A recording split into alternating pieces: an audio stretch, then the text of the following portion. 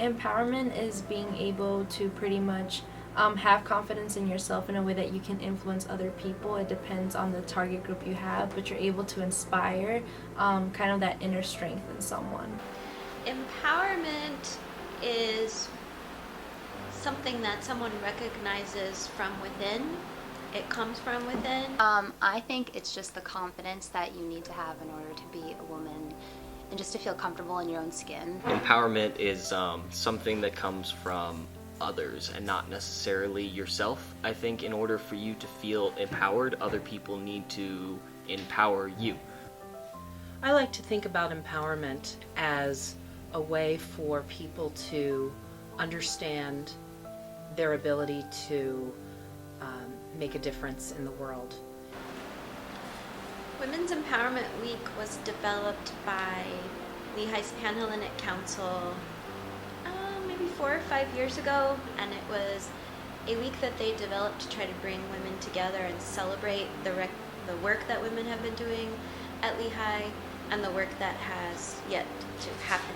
For Women's Empowerment Week at Lehigh, it was really important to me to bring some experienced women from a variety of disciplines who, and again, this is through the Baker Institute context of empowering students to become entrepreneurial thinkers and innovators using creativity to solve problems, to bring women to the conversation that have done that in a variety of different kinds of settings. I hope that positive change happens. The way that I think the week could contribute to change is because it has a really great combination of events and activities. Some are interactive. By yourself. Some are for listening, some are for learning, and everyone is at a totally different space on recognizing their own empowerment.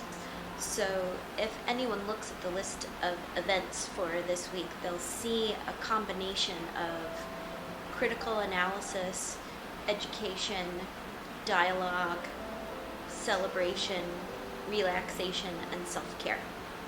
Meals, you're actually doing better balance for your body overall. Fat, you want to get less than 65 grams a day. LTA, my chapter specifically, has brought the Bandana Project. We've been doing this for a couple of years, and the Bandana Project is something where we ask people to decorate a bandana to show solidarity and stand against sexual violence against farm worker women who go raped and sexually assaulted in the fields, but because most of them are undocumented, they never get justice.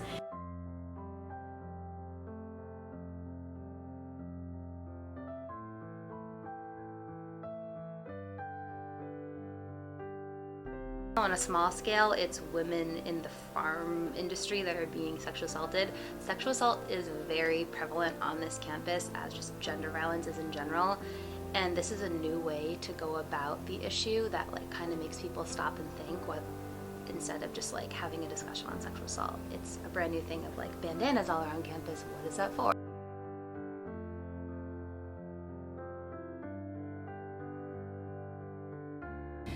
And so one of the reasons that we do topics like this, so female sexuality empowerment, is recognizing that if people have good information about this topic, they're more likely to have healthy, consensual, communicative relationships, which helps to decrease gender violence on campus. I think that this week and all the events that are happening definitely begin a dialogue. It's kind of hard to say, will it bring about change? The problem with just holding events, it's something that people usually take as, oh, I'm going to an event, I attended this lecture, I did it, and we also need to think about how do we bring that back later. And we're having discussions that aren't just why do you need to be empowered? They're actually things that are relevant to this campus, and there's a variety of different topics that are being discussed this week. I definitely think that this week specifically is bringing attention and it's bringing the sense of community, but definitely it's up to the organizations themselves to keep that conversation going. I think the discussions are hitting home a little bit more than they have in the past because they're more relevant. Lehigh is such a school that is grounded in its ideas and in its principles that there's not really anything that you could do in a 1 day or a 1 week period to say that Lehigh will change in this idea because of Women's Empowerment Week.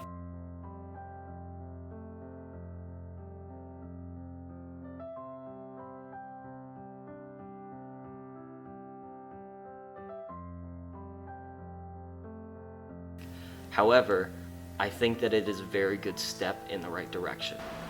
I think it will give students in particular a chance to reflect on everyday things that happen that they maybe just don't see or dismiss.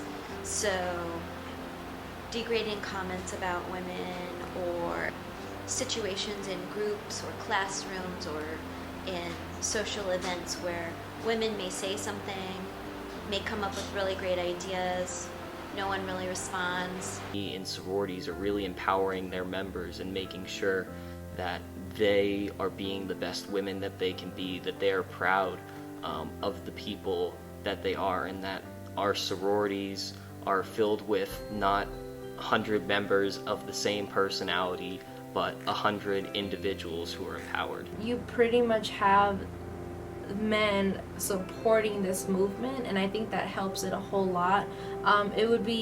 It's just as beautiful if you just have women, but when you see the men standing alongside you, helping you in all the events, and just the message that you're trying to get across, it really makes the point that this is to empower women, but it's more beautiful when you do it together as a whole. So I really hope men participate in a lot of these. We've been working for decades, centuries in the world to help develop and promote women finding their own empowerment and achieving education, leadership, government, financial successes. And I don't think we've been bringing men into the conversation as much as we might. Everybody needs to be empowering women, and excluding 60% of our student body is not really helpful with trying to empower everybody, which is why I think it actually helps a lot more if men are involved. I think when men participate in thinking about how women can become more empowered citizens, members of the Lehigh community, members of their profession, it underscores the importance of how everyone involved has to believe in the change. Men play a really important role in Women's Empowerment Week because men are some of the most crucial people who can empower women.